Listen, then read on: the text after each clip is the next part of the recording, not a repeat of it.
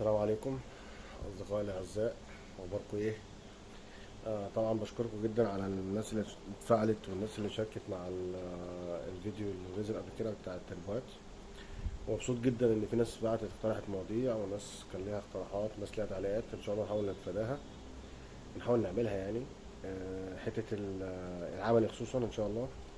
معلش خاطر أنا في أجازة وبعيد عن الشغل وكده، فما عنديش طبعا حاجة أعمل الكلام ده عليها عملي.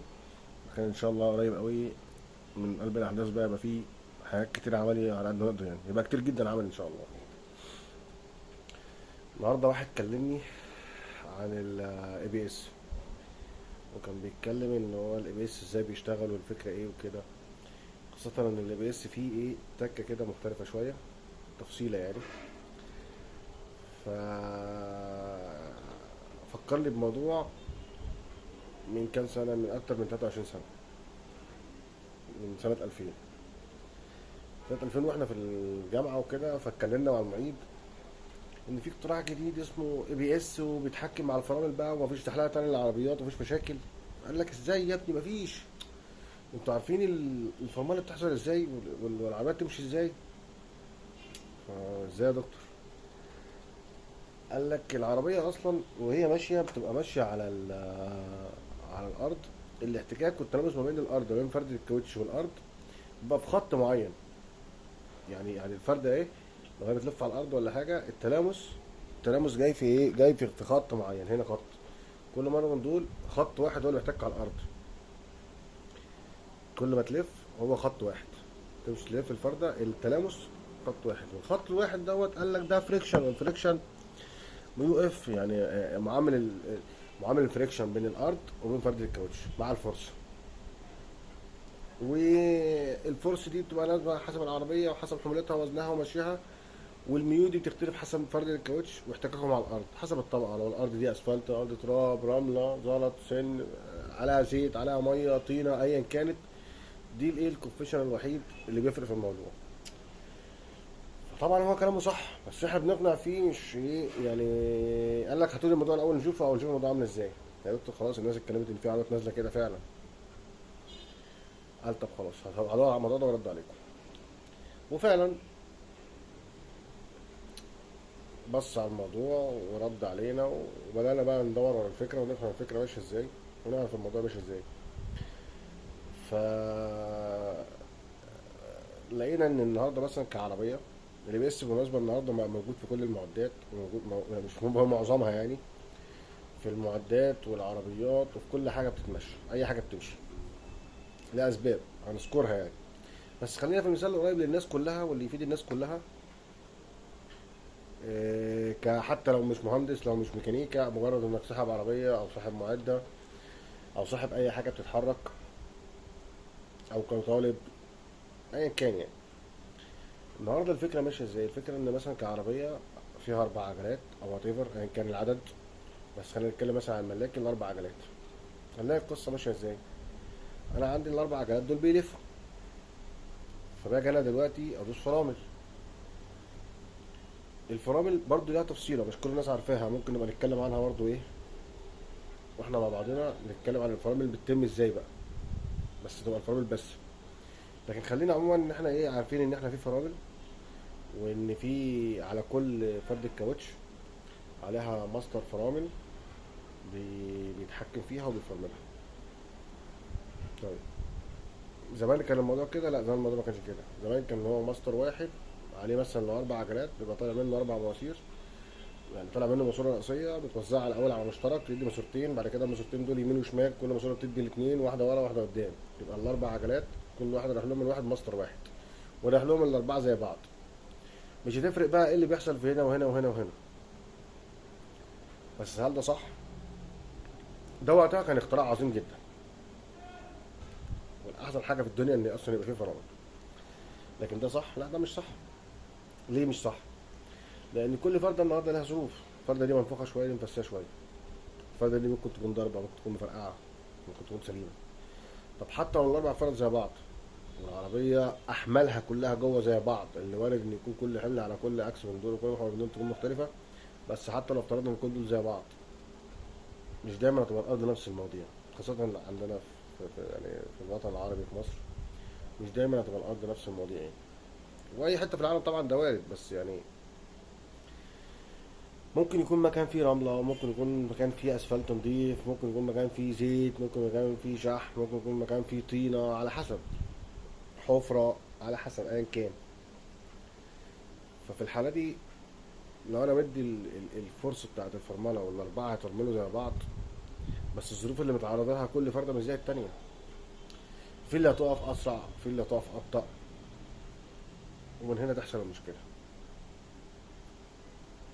تبدا بقى العربيه تتزحلق يمين، تتزحلق شمال، تبدا تلف، تبدا تحصل كوارث. فطب ازاي نسيطر على الموضوع ده؟ ازاي نخلي الاربع عجلات يبقوا زي بعض؟ دخل الكنترول في الموضوع. ولما اتكلم على كنترول بتكلم على سيستم بيفهم، عنده بارامترز، عنده عوامل، عنده حاجات، شروط، كونديشن لازم تتحقق وبيشتغل عليها.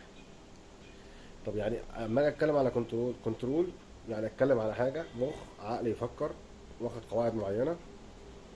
بتكلم على اكتويتور، حاجه بتنفذ الامر ده. بتكلم على سنسور اللي هو الفيدباك، يقول لي انا فين. يبقى عندي حاجه بتدي الامر، بتفكر، بتدي الامر. حاجه بتنفذ الامر. حاجه بتقول لي الامر ده انا نفذته قد ايه، كويس، وحش، الفيدباك بتاعي عامل ازاي. باختصار يعني ده الكنترول. اي حاجه في الدنيا مثلا انا عايز اقول له فلان اعمل حاجه، اروح لفلان مثلا هات كيس شيبسي، راح جاب كيس شيبسي، لازم هو يجي، انا اديله الاوردر، هو يروح يجيب كيس شيبسي ويرجع يقول لي انا جبت كيس شيبسي. يبقى انا كده ايه، خلاص هو كده راح جابه وجه. يبقى حاجه بتفكر، حاجه اكتويتور بينفذ، حاجه بتديني فيدباك سنسور. يبقى عقل او كمبيوتر او كنترولر، اكتويتور، كنترول بقى فالف، ايا كان، سنسور يديني فيدباك. حلو. طب الكلام ده ازاي في العربيه؟ بسيطه خالص. بدل ما انا كان عندي ماستر واحد بيدي على الاربع عجلات باربع مواسير، لا، عمل عند كل عجله ماستر. حلو. طيب الماستر ده هيشتغل ازاي؟ ليه اكتويتور، دي حاجه بتشغله، يبقى وصل لكل ماستر حاجه تشغله. حلو. طيب اعرف ازاي ده اشتغل كويس، اشتغل وحش، اشتغل تمام؟ حط على كل فرد الكاوتش سنسور ار بي ام.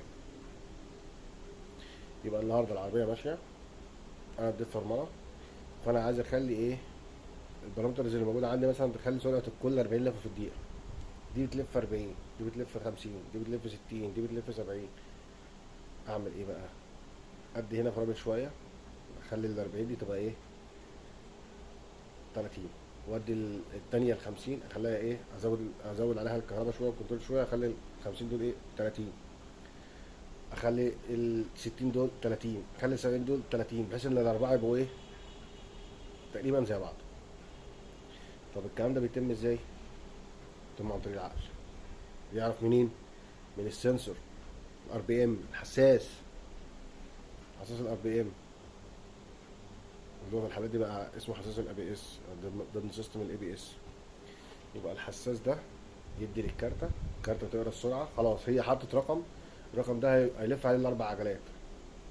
تشتغل بقى ايه، في وقت واحد على الاربع عجلات، تبعت ده للاوردر للكويل اللي على دوت او الاكتويتر اللي هيكنترول لي على الفرده دي، يزود الفرامل شويه، الار بي ام يقرا، مع العدد قليل يرجع للكارته يفتح شويه، تقفل شويه، حسب ما بتقرا. جالها من السنسور اوردر مثلا انا النهارده خلاص هثبت على 50 وهي 70، هتسألي 70، فانا عايز 50، رحت ايه، مدي ايه، اكتويت شويه على الكويل اللي على الهيد بلف او الهيد المصنع فرامل يهدي الدنيا شويه. المفروض تبقى 40، ما بقتش 40 مثلا، بقت 45، يقفل تاني، قفل تاني، قلت على ال 40 بقت 30، يفتح شويه. تمام. بحيث ان يخلي الاربعه زي بعض. لما يخلي الاربعه زي بعض يبقى العربيات تبقى ماشيه في اتجاه واحد ثابته، ما تروحش لا يمين ولا شمال.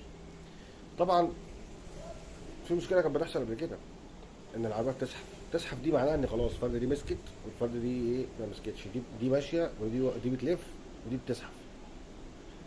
فدي كارثه. طبعا لما تكون الفرده بتزحف ما تعرفش توجه فيها، ما تعرفش تتحكم فيها اصلا.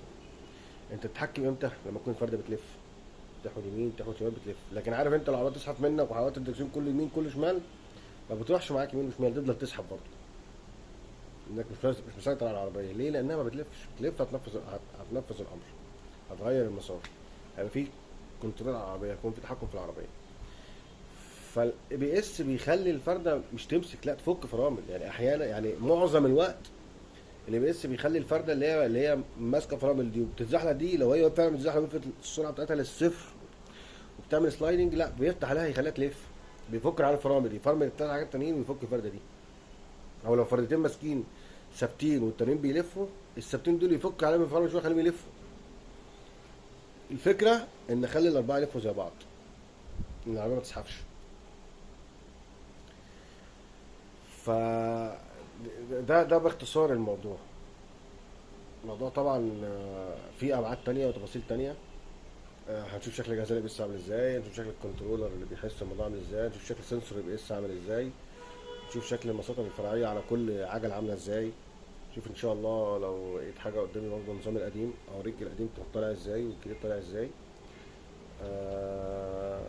ودي الفكره. طبعا الموضوع اللي بيبقى عملي والحاجات دي تبان تشوفوها ان شاء الله بعينكم، يبقى الموضوع احسن بكتير. اشكركم طبعا، واتمنى يكون الموضوع بقى لطيف كده واتفهم. واتمنى طبعا لو حد عنده اقتراحات، حد عنده ملاحظات، حد عنده افكار جديده، حاجه ممكن نتكلم فيها. وحد برضه ممكن انا اكون يعني، يا جماعه انا النهارده انا شغال في المجال ده بقالي كتير قوي، من 2007 شغل، وقبل كده كان تريننج واحتكاك، ولاني بحب الموضوع دوت. بس كل يوم بتعلم جديد، كل يوم بتعلم جديد. وفي مع الوقت بكتشف ان في حاجات كان المفروض يعني ما كنتش فاهمها صح. فاولا ملهاش كبير، الشغل ملوش كبير، العلم ملوش كبير، الانسان مننا يفضل بيتعلم لحد ما يموت. ممكن يكون الموضوع اتحدث كتير عن اللي انا عارفه دوت، اللي انا عارفه ده من زمان. ممكن يكون في طبعا في انظمه كتيره حصلت وفي تطور كتير حصل في الموضوع. يعني اتمنى اللي عنده اي حاجه برضو مفيش مشكله ان هو يشاركها معانا ويقول عنده ملاحظات مثلا يكتبها. اللي بيبعت لي، الناس بعت لي كتير على الخاص، اللي عايز يكتب في الخاص، اللي عايز يكتب في التعليقات، اي حاجه طبعا انا تحت امركم. واتمنى اكون فدتكم. لو في حد برضو يصحح لي حاجه يصحح. يعني احنا كلنا هنفضل نتعلم لحد ما نموت. واشكركم جدا جدا جدا.